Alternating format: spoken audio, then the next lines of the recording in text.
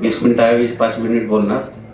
अच्युत गोडबोले सरांनी आता याच्या अगोदरचे जे आता आपल्याला टूल्स वगैरे सांगितले यायचे, तर टीचर्स जी आहेत त्यांनी हे लक्षात घ्यायला पाहिजे. आता मुलांना, आत्ताच्या पुढच्या पिढीला आपण ज्ञान देण्याची गरज नाही.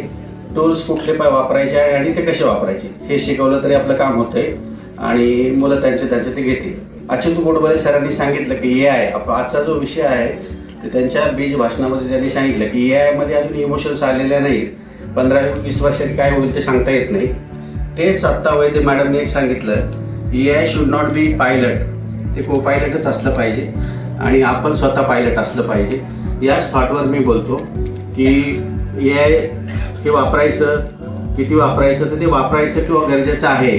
मी माझा स्वतःचा परिचयासह राहिलेले 4 मिनिटात बोलेल. माझा परिचय यासाठी द्यायचा आहे की मी सायकॉलॉजिस्ट आहे, पण आपल्या फील्डशी थोडा वेगळ्या फील्डमधून मी आलेलो आहे. मी सहाय्यक पोलीस आयुक्त म्हणून सेवानिवृत्त झालो 1 वर्षापूर्वी. माझं काउन्सिलिंग अँड सायकोथेरपीचं सेंटर मी सुरू केलेलं आहे. डेडिकेशनने पूर्ण माझी पुंजी त्याच्यात लावून मी यासाठी काम करणार आहे. आणि माझं शिक्षण सांगतो मी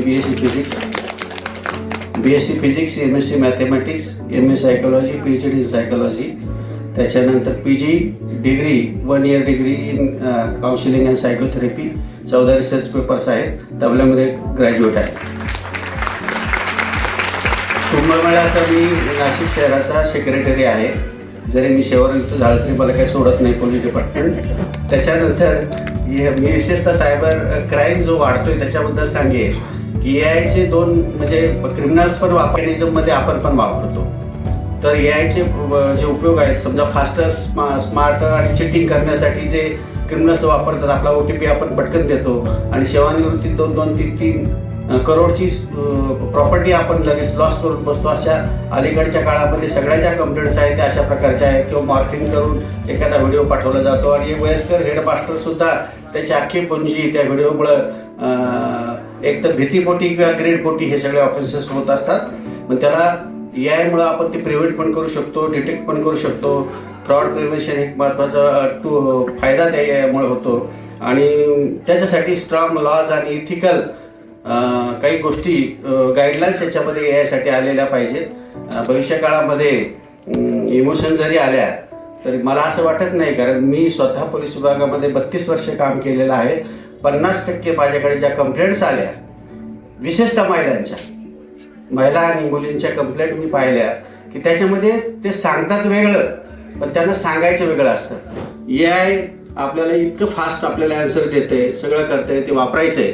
पण AI इमोशन्स समजून घेऊ शकत नाही. कॅथार्सिस, कुठल्याही व्यक्तीला आपलं दुःख मांडायचं असेल, कॅथार्सिस करायचं असेल तर AIकडे जाऊन रडू शकत नाही. AIला ते सांगू शकत नाही.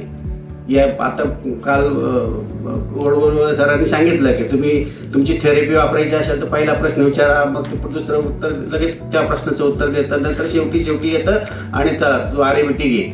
समजा AI सांगेल, परंतु आपल्याला ह्युमन बिईंग हा नेहमी श्रेष्ठ राहील असं माझं मत आहे. आणि मी शक्यतो माझे सेंटर जे आहे DSM-5 मेथडप्रमाणे 237 मेंटल डिसऑर्डर आहेत. परंतु मी असं माझ्या सेंटरमध्ये जे काउन्सिलिंग सेंटर आहे तिथे मी कधीही डिसऑर्डरवर बोलत नाही. मी शक्यतो ह्युमॅनिस्टिक जो अप्रोच आहे अब्राहम मास्लो, कार्ल रॉजर्स किंवा संतांचा, पॉझिटिव्ह अँगलने मी सगळं त्या गोष्टींकडे पाहतो. आणि जर पॉझिटिव्ह अँगलने आपण गेलं तर जसं हर बच्चा खास होता आहे, जगाच्या पाठीवर जो आता सध्याचा हॉलिवूडचा स्टार आहे, जो 1 नंबरचा आहे, तो डिस्लेक्सिया आहे, त्याला जम्पिंग वर्ड्स त्याला दिसतात, तरी तो जगाच्या पाठीवर 1 नंबर आहे. त्याला स्क्रिप्ट वाचून दाखवावं लागते. म्हणजे याचा अर्थ की ह्युमन पोटेन्शियल हे फार मोठं गोष्ट आहे आणि त्याला कसं इन्हॅन्स करायचं याच्यासाठी आपण सायकोलॉजिस्ट म्हणून काम केलं पाहिजे. डिसऑर्डर ह्या घालवण्यासाठी वेगळ्या टेक्निक्स आहेत, पण त्याच्यावर आपण फोकस न करता rain will feel the size of vessels you have. आपल्याकडे जे काही पात्र आहे ते युनिव्हर्सचा रूल आहे, universe never punish or reward you, it will respond you. तुम्हाला ते रिस्पॉन्ड करतं. म्हणून तुम्हाला जे लागतंय, बाहेर जर पाऊस पडत असेल आणि तुम्हाला सांगितलं की पाण्याचं दुर्भिक्ष वर्षभर येणार आहे, तुम्ही जाऊन तेवढं पाणी घेऊन या.